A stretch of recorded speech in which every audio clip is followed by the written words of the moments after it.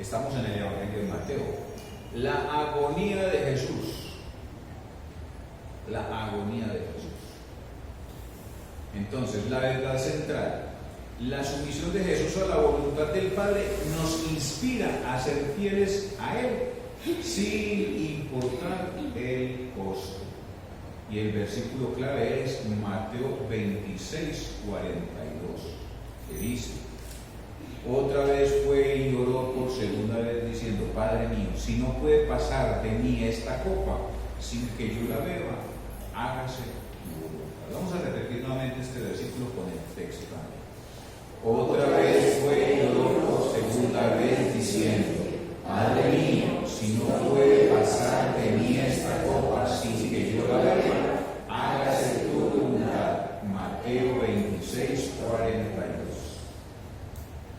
Bueno, hoy estudiaremos, primero, Jesús predice la negación de Pedro, que está en Mateo 26, del 33 al 35.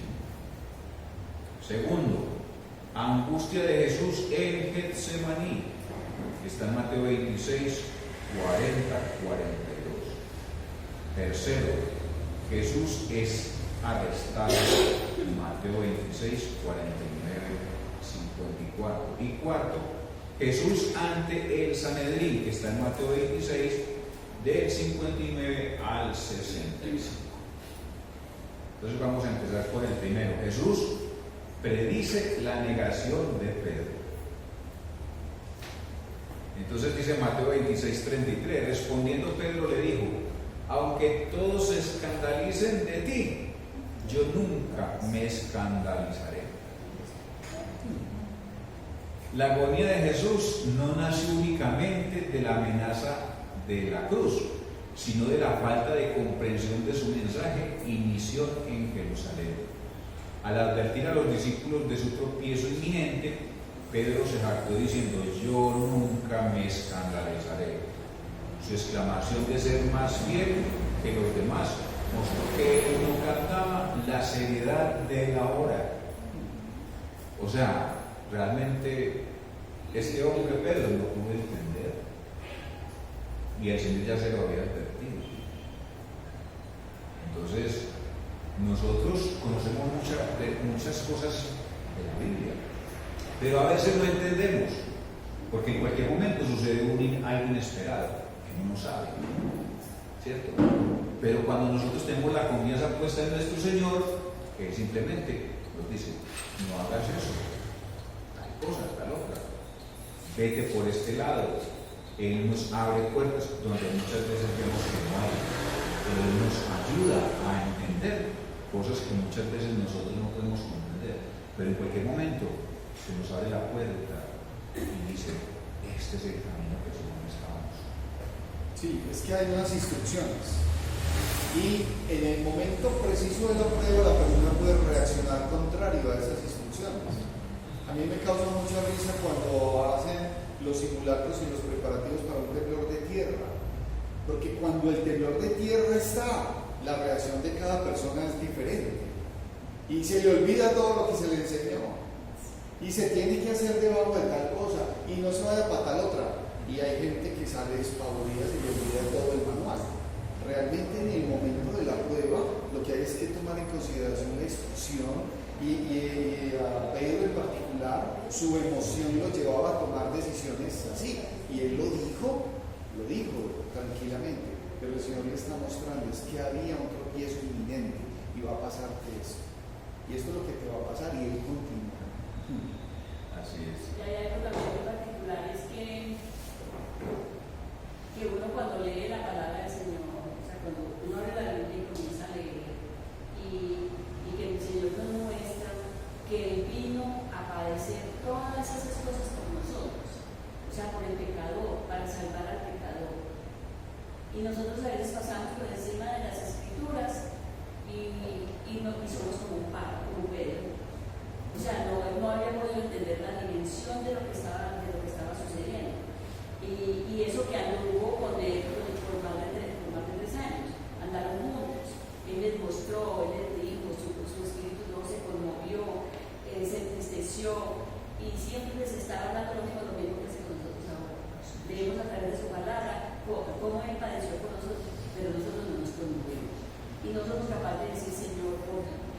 mí pasaste todo esto. Ayúdame a que yo pueda vivir en tus caminos. O sea, es como ese derrumbarse uno delante de la presencia del Señor, ante el dolor del Señor. Entonces uno puede, muchas veces nos tenemos que comprar con Pedro, que Pedro es en lo exterior, pero internamente nos acaba todavía mucho. Así es. Luego dice Mateo 26:34, Jesús le dijo, de cierto te digo que esta noche, antes que el gallo cante, me negarás 3 veces. Jesús trató compasivamente de preparar a Pedro para la autorrevelación de su debilidad. Antes que el gallo cante, tú me negarás 3 veces. Le iba a negar hasta el grado de decir, yo no conozco al hombre, y aún maldecir y jurar. Sin embargo, lo más triste para ellos fue el hecho de no ser entendido ni apoyado. Es decir, Jesús y Pedro estaban en ondas completamente diferentes. O sea, cada uno por su lado. O sea, Pedro no sabía que eso le iba a acontecer, pero el Señor Jesús ya se lo había anticipado. Entonces muchas veces a nosotros nos pueden suceder cosas que el Señor ya nos dice, no hagas eso, no te va a ir bien. Pero igualmente, entonces, no, lo hice. Entonces salí y, claro, ahí me llevó el malentendido, la situación que pasó. Luego dice Mateo 26:35, Pedro le dijo, aunque me sea necesario morir contigo, jamás te negaré. Y todos los discípulos dijeron lo mismo.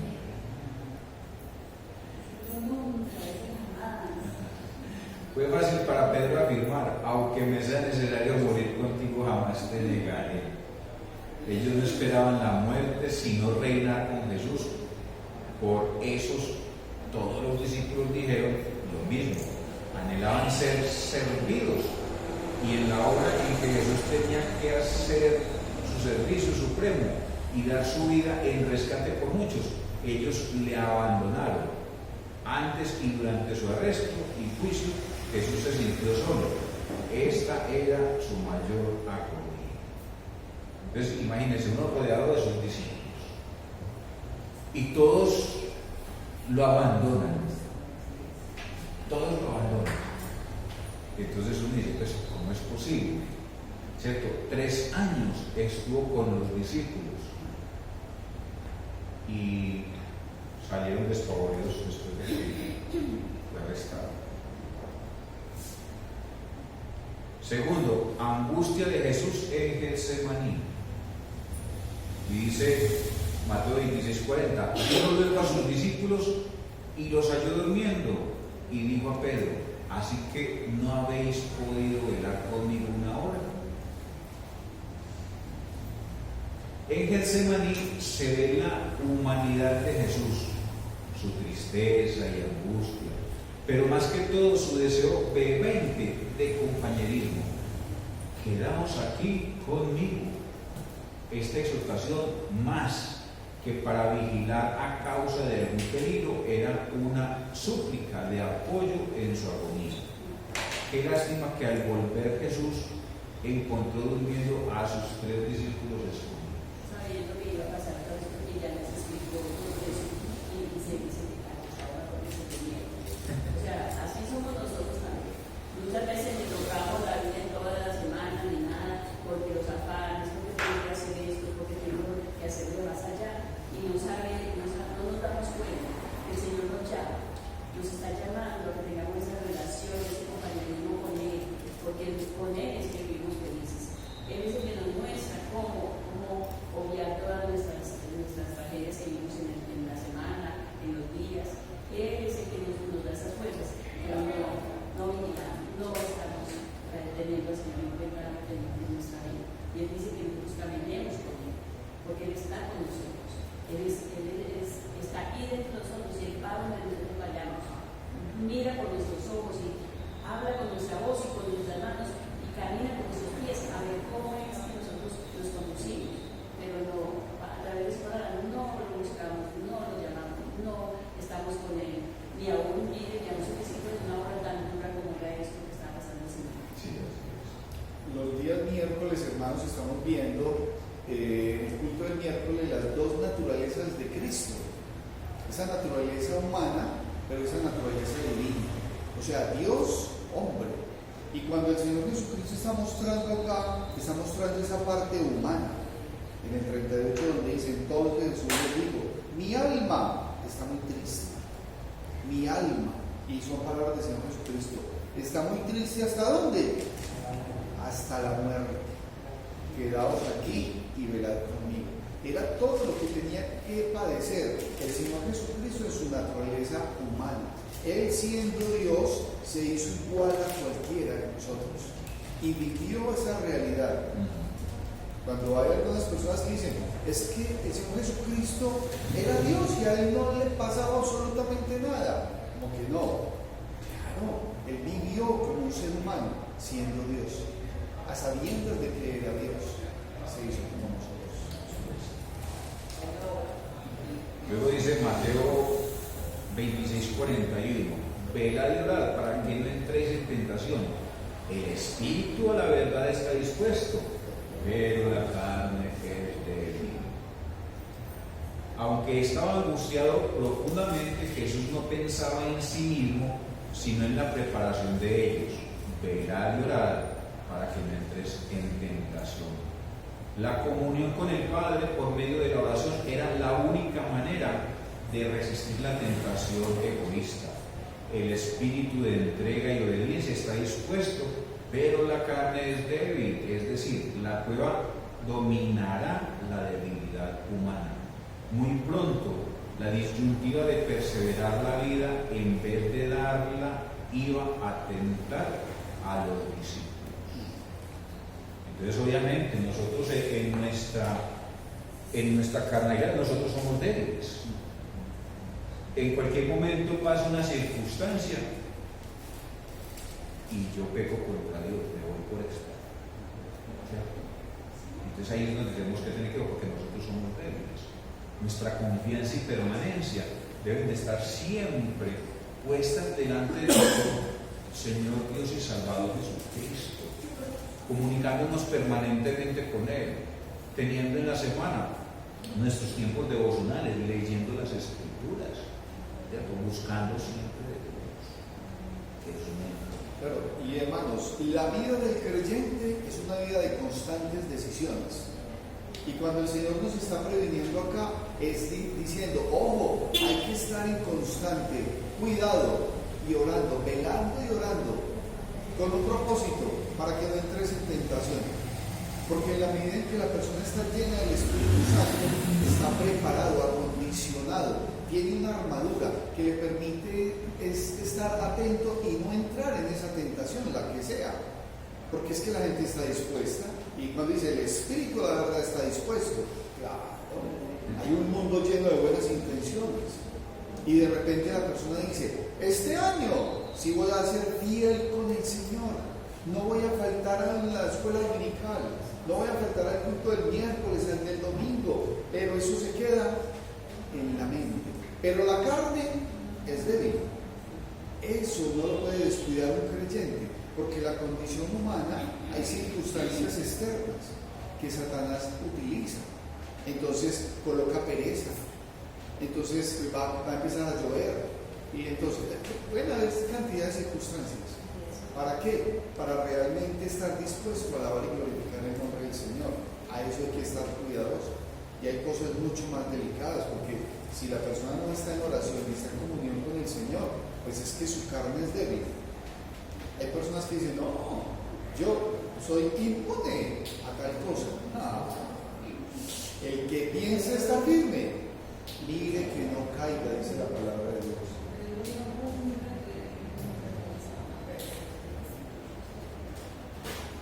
Luego dice Mateo 26:42, otra vez fue y lloró por segunda vez diciendo, Padre mío, si no puede pasar de mí esta copa sin que yo la beba, hágase tu voluntad. Jesús enfrentó la misma tentación de salvarse y no sacrificarse. Esta era su agonía personal. En su copa cabían tanto la muerte de la cruz como la debilidad de los 12 y el rechazo de su propio pueblo. Como humano, Jesús no aceptó la muerte como una amiga, sino como enemiga a vencer con el poder divino. Hágase tu voluntad, fue la exclamación victoriosa de Jesús sobre el egoísmo de la humanidad, el cual siempre anhelaba salvar la vida y no perder. En realidad, este versículo clave, que contiene la última tentación de Jesús, es una repetición de las primeras tres, y su oración es el ejemplo de lo que Él enseñó en la oración modelo. Padre mío, hágase tu voluntad, así en el cielo. Y da el ejemplo de obediencia. Y obviamente Jesús también tuvo tentación en ese momento, porque Él pudiera decir, no me vas a predicar, pero Él le hizo por obediencia al Padre, porque había un plan ya desde el Génesis, cuando el hombre pecó. El Señor inmediatamente organizó todo un plan para podernos dar a nosotros la salvación. Claro. Y hay algo que hay que tomar especial cuidado, hermanos, y es que la vida terrenal de Cristo es una vida perfecta, pura, santa. El Señor ya sabía de antemano el propósito por el cual venía, y el propósito de la venida del Señor es redención, es redimir. Lo hemos visto ampliamente los días miércoles. Y el entender el propósito del Señor es saber que Él ya sabía que iba a ser sacrificado. Obviamente en su naturaleza humana, aquí en oración con el Padre dice, Padre, si es posible, quita de mí esto, pero no se haga conforme a lo que yo en mi humanidad digo, sino conforme a tu santa y divina voluntad. El creyente quiere vivir conforme a su voluntad, no a la voluntad de Dios. ¿Hasta cuándo? ¿Hasta cuándo? Hasta que entendemos que vamos conforme a la voluntad de Dios. Y cuando hay obediencia, hay bendición, porque sin obediencia no va a haber bendición, no la hay. Tercer punto, Jesús es arrestado. Y dice Mateo 26:49, y enseguida se acercó a Jesús y dijo, salve maestro, y le besó. Otro momento agónico se le presentó en la persona del discípulo traidor. Te saludo, Rabí, y le besó. El beso hipócrita de Judas fue un acto de cariño muy exagerado, según el griego. Sin embargo, Jesús le reconoció como amigo y le suplicó por última vez que pensara bien su traición y se arrepintiera. Haz lo que viniste a hacer, que es lo que nos dice Mateo 26:50. Jesús le dijo, amigo, ¿a qué vienes? Entonces se acercaron y echaron mano a Jesús y lo prendieron.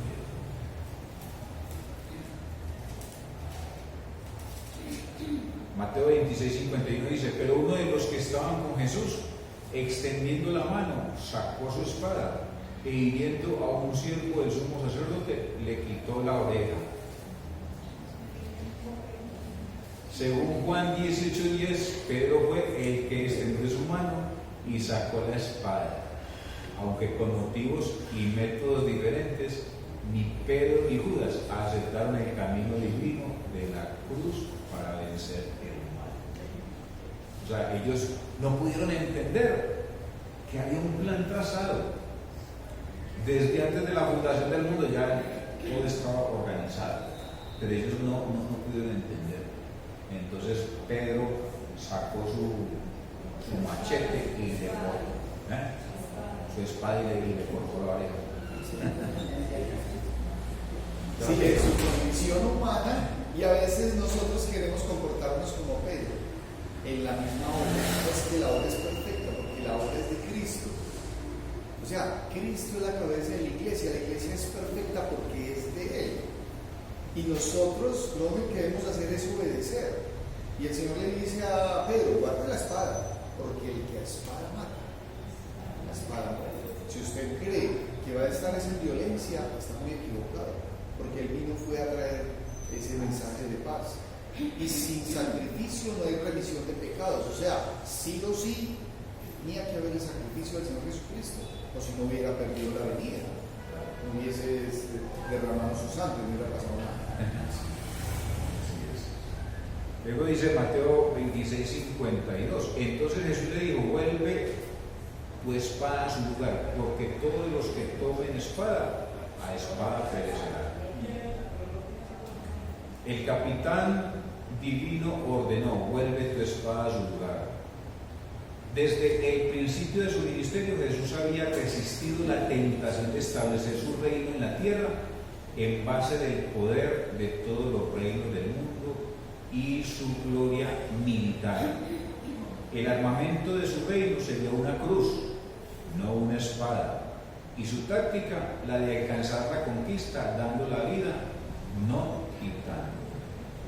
O sea, el Señor, nuestro Señor Jesucristo, no venía a implantar un sistema militar, ni vencer con guerra, ni nada de eso. Era una cruz y un siervo sufriendo, que tendría que fallecer, morir, para darnos a nosotros la oportunidad de salvarnos, resucitar al tercer día. Uno saca muchas lecciones de cada pedacito, porque es que cuando Jesús le dice a Judas amigo, ¿y será que Jesús no sabe que Judas lo iba a entregar? Y mire con el amor con que lo trató de todas maneras, amigo. Yo creo que en ese momento es que sintió Judas dolor y le boté esa plata que no está. Pero Pedro creyó que era el Salvador, entonces saca su espada y puso una oreja.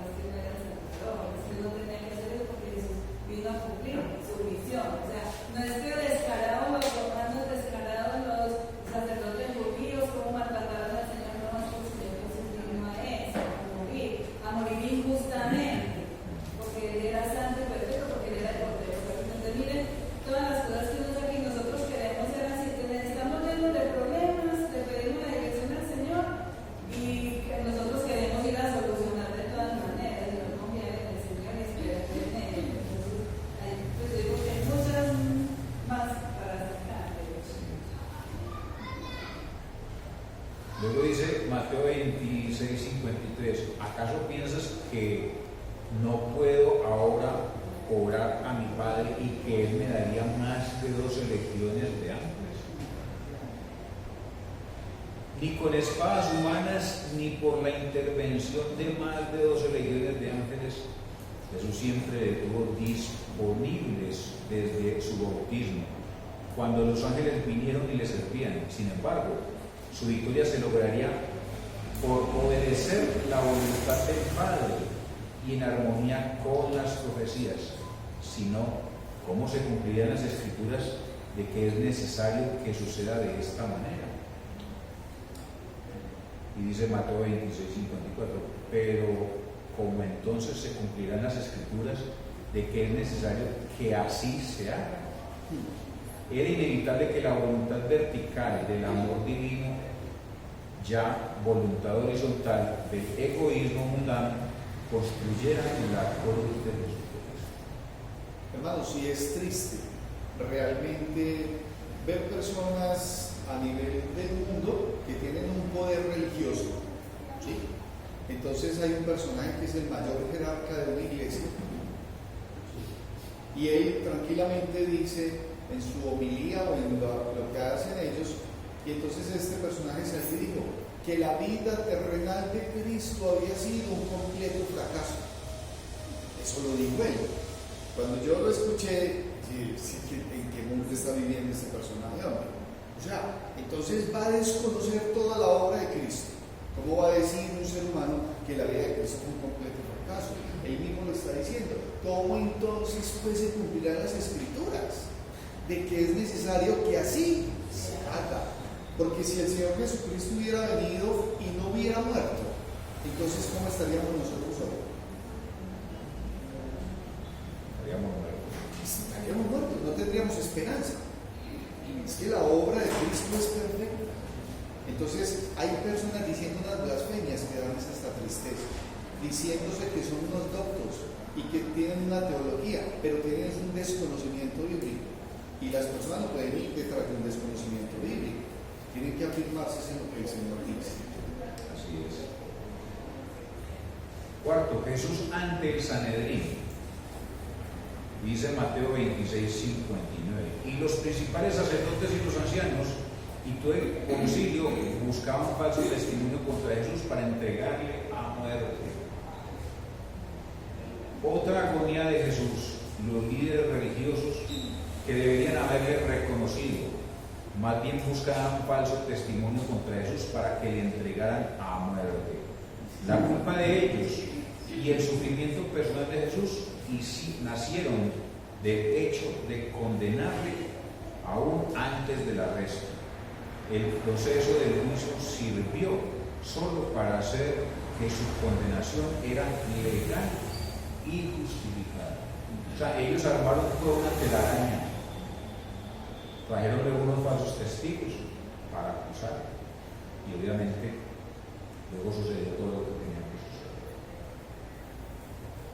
Luego dice Mateo 26:60, y no lo hallaron, aunque muchos testigos falsos se presentaban, pero al fin vinieron 2 testigos falsos. El proceso llegó a ser cada vez más ridículo.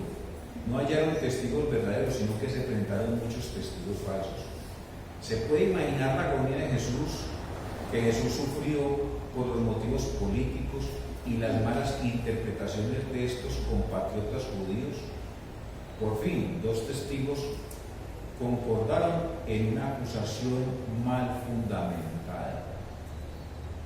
Y dice Mateo 26:61, que dijeron: este dijo, puedo derribar el templo de Dios y en 3 días reedificarlo. Derribar el templo de Dios y edificarlo en 3 días. Sin duda, esta enseñanza de Jesús se refería a su muerte y resurrección y la edificación de la iglesia como el nuevo templo de Dios. Y fue donde Dios nos dio la oportunidad, Jesús, de nosotros ser la iglesia, el templo de Dios. Y obviamente esos 3 días significaban la muerte y resurrección. Y nosotros ahora somos la iglesia de Cristo, que antes no éramos reconocidos como iglesia, pero ya Él nos dio a nosotros la oportunidad de ser la iglesia de Dios. Luego dice Mateo 26:62, y levantándose el sumo sacerdote le dijo: ¿no respondes nada? ¿Qué testifican estos contra ti? Al mencionar el templo, el sumo sacerdote Caifás colocó al nivel de Dios mismo, ya que la presencia de Dios moraba en el lugar santísimo. Por lo tanto preguntó: ¿qué testifican estos contra ti? Además le colocó bajo juramento: te conjuro por el Dios viviente, que nos digas si tú eres el Cristo, el Hijo de Dios. Y esto es lo que nos dice Mateo 26:63. Mas Jesús callaba, entonces el sumo sacerdote le dijo: te conjuro por el Dios viviente, que nos digas si eres tú el Cristo, el Hijo de Dios. Y obviamente ahí había una situación complicada, porque Jesús ya les había manifestado: yo soy el Cristo, el Hijo del Dios viviente. Luego dice Mateo 26:64, Jesús le dijo: tú lo has dicho, además os digo que desde ahora veréis al Hijo del Hombre sentado a la diestra del poder de Dios y viniendo en las nubes del cielo. Jesús respetó la autoridad del sumo sacerdote y respondió en cuanto al título Cristo Mesías, que contenía un gran sentido político. Para contrarrestar este concepto, Jesús citó la profecía de Daniel, que había utilizado otro título: el Hijo del Hombre sentado a la diestra del poder y viniendo en las nubes del cielo. Así, Jesús le presentó no como político, sino como enviado por Dios con toda autoridad en el cielo y en la tierra. O sea, era un plan que ya estaba preconcebido desde el profeta Daniel. Él ya había anunciado todo lo que iba a suceder. Y nosotros, obviamente, no desconocemos ese amor de Dios por nosotros, que nosotros aún siendo pecadores, Él decidió venir a hacerse como uno de nosotros para darnos a uno una formación tan grande, que pues para mí es maravilloso, y le damos gracias al Señor por ese amor que nos tiene. Hoy vamos a celebrar la cena del Señor que la vamos a hacer hasta que Él venga. Hasta que Él venga. Luego dice Mateo 26, 65. Entonces el sumo sacerdote rasgó sus vestiduras diciendo: ha blasfemado. ¿Qué más necesidad tenemos de testigos? He aquí, ahora mismo habéis oído su blasfemia. Esto era más de lo que Caifás necesitaba para condenarle. Por eso rasgó su vestidura, como señal de haber oído una blasfemia, y declaró: ha blasfemado. La negación de Jesús como el Cristo, el Hijo de Dios y el Hijo del Hombre, por el sumo sacerdote, simbolizó también el rechazo por la nación de Israel. Qué agonía la de Jesús. A lo suyo vino, pero los suyos no lo recibieron. Qué tristeza. Vamos a ver que el Señor Jesús hizo todo por el pueblo de Israel, pero no lo recibieron. Pero de ese pueblo Él sacó una nación diferente, que somos los gentiles. Un pueblo que no era pueblo, somos la iglesia de Dios, los que aceptamos a Cristo como nuestro Señor y Salvador, que andamos en comunión permanente con Él. Nos dio la oportunidad de ser ese pueblo que no éramos su pueblo. Hechos y Sí, y que cuando un sacerdote se rasgaba las vestiduras era porque realmente habían hecho o habían dicho algo que iba, pero que lo ofendía, porque para él eso era un símbolo. Y entonces simplemente digo: ha blasfemado. No, es que no es así. ¿Qué más se necesita? O sea, ¿qué más va a decir? Ya no es necesario que diga más nada. Ya dijo lo que tenía que decir y es reo de muerte. Ahí no hay. O sea, el sacerdote se transformó, se salió de la ropa, la rasgó. Así es. Bueno, aplicaciones de estudio. Primero, la angustia de la soledad. Y dice este Salmo 34, dice que Dios libra a los justos de sus angustias. ¿Cuántas veces hemos sufrido la angustia sin tener ningún amigo o amiga a nuestro lado?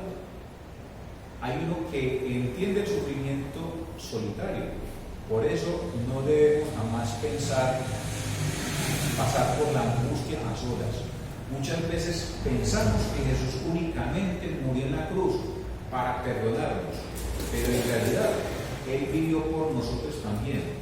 Él fue tentado en todo, igualmente que nosotros, pero siempre.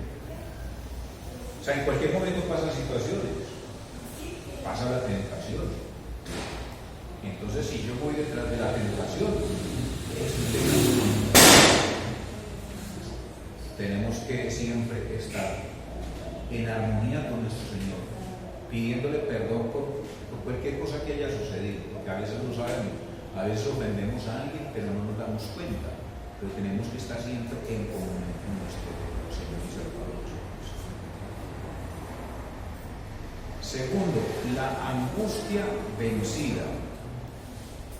Y dice Juan 16, 29, 33, en el mundo van a sufrir, pero tengan confianza, yo he vencido al mundo. ¿Cuál era el secreto de Jesús para resistir la tentación y su angustia? Él dijo a sus discípulos: velad y orad, para que no entréis en tentación. La comunión con el Padre por la oración fue el secreto de la vida perfecta de Jesucristo. Por eso, para lograr la vida victoriosa en tiempos de agonía y angustia, Jesús nos dice: pedid y se os dará, buscad y hallaréis, llamad y se os abrirá. Qué hermoso pasaje. Velad y orad para que no entréis en tentación. Pedid y se os dará, buscad y hallaréis, llamad y se os abrirá. Esa es la confianza que nosotros tenemos con nuestro Señor y Salvador Jesucristo. En cualquier momento que estemos pasando por una situación, nos arrodillamos, oramos, clamamos a nuestro Señor y Él nos va a extender su mano amiga, su ayuda, para ayudarnos a salir de esa situación difícil que estemos pasando. Tercero, la angustia profunda. Si hay problemas diferentes de hoy que no enfrentó Jesús ayer, pero no como imaginamos, porque su angustia era más profunda que la nuestra. Hemos sido abandonados por todos, amenazados injustamente por nuestros líderes religiosos y acusados de ser revolucionarios contra nuestra patria. Jesús sufrió todo esto, pero siempre orando: Padre mío, hágase tu voluntad. Nosotros no estamos ajenos a situaciones difíciles. La muerte de un ser querido, algo de pronto sucedió, alguien se estrelló una moto y quedó herido o muerto. En estos días, por ejemplo, hemos visto cómo las lluvias han afectado muchos territorios, muchos lugares, casas inundadas, llenas de pantano, pueblos donde se desbordó una quebrada. Porque aquí en Barbosa como que sucedió también algo así, o sea, son situaciones difíciles. Y en la vida del creyente, en la vida de los humanos, pueden haber señalamientos, pueden haber que los juzgan injustamente. Entonces dicen: es que usted es tal cosa, es que usted es tal otra. Y la persona tiende a bajar su nivel y a preocuparse y a angustiarse, sabiendo que al Señor le hicieron muchas más cosas. Entonces, la gente dice: es que estoy salado. No, es que hubiera matado el perro de no sé quién. No, es que todo se me vino encima. No, hombre, simplemente esté confiado en el Señor. Sí, porque de uno, la gente podrá decir lo que sea. O sea, hay gente que es a veces atrevida y entonces quieren juzgar al cristiano, aún dentro de la misma familia, en los hogares. O sea, el creyente tiene que estar preparado y saber que aún el Señor, en su angustia profunda, Él siempre está ahí ayudándonos, y nos debemos de fortalecer en la gracia que es en Cristo.